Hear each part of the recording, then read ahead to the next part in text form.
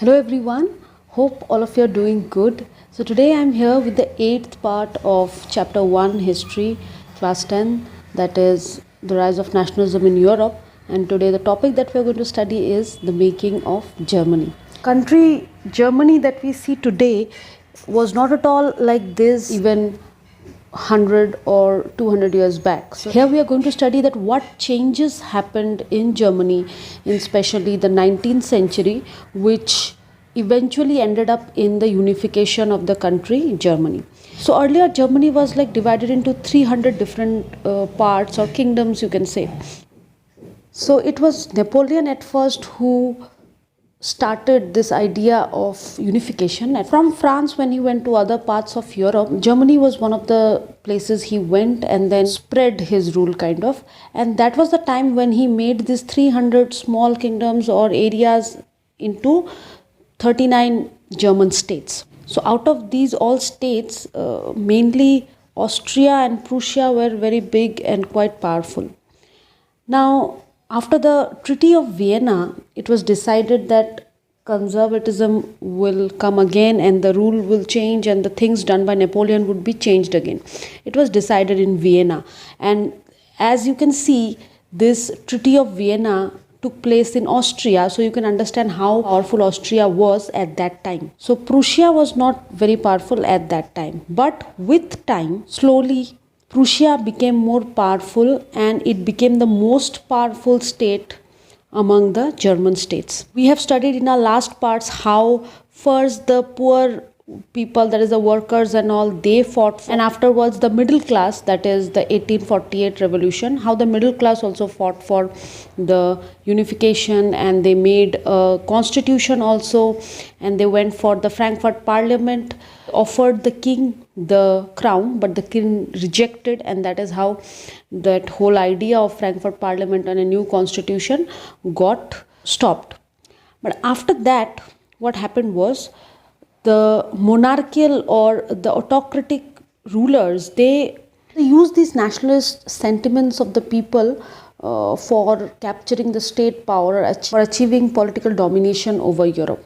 And that is how also Germany became a state with the help of, you can say, the Prussian army. So Prussia was the most powerful region among all the German states and even more than Austria. Moving on, the first part here is, can the army be the architect of a nation? Means they are asking this question about Germany. Is it the army which unified Germany and made it into a nation? We'll come to know about that as we move forward in this chapter.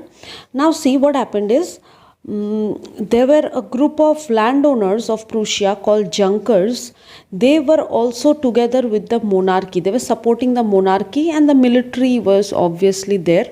And that is how from then onwards Prussia was leading the way for German unification. If you have to say a person, especially the person was the very famous Otto von Bismarck.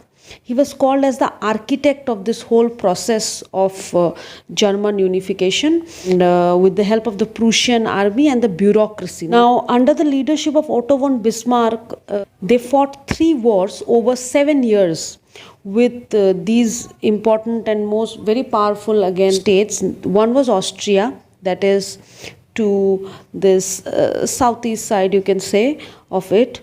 Then with Denmark, that is on the north, and then with France, which is on the southwestern side. And they defeated them one by one. And that is how, at the end of all these wars, Prussia became the region, the German state with the most power, military power, as in the monarchy leading the military power. So finally, after all these wars, the Prussian king, that is William I, was proclaimed the German emperor. So the ceremony was done at the Palace of Versailles in France. It's a very huge palace with a big historical significance in France. So there the ceremony was done. It was 18 January 1871 when all these princes of German states and the representatives of the army, all important Prussian ministers all came together in the Hall of Mirrors in the Palace of Versailles, and Otto von Bismarck was also there, and there they crowned the king, which they called as Kaiser William I of Prussia. So that is how the crowning was done, and Germany was unified. It became what we now know as the country Germany.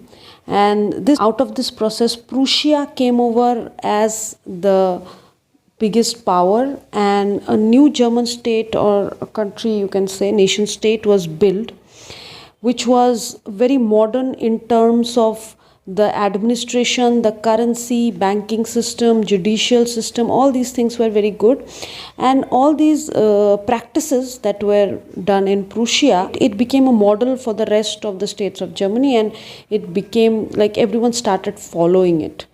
So that is how the Germany became a nation state, or you can say Germany unified.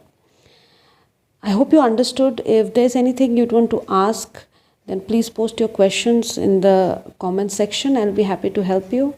And even if you have any doubts, you can say, or suggestions. Thank you for watching this video. Bye-bye.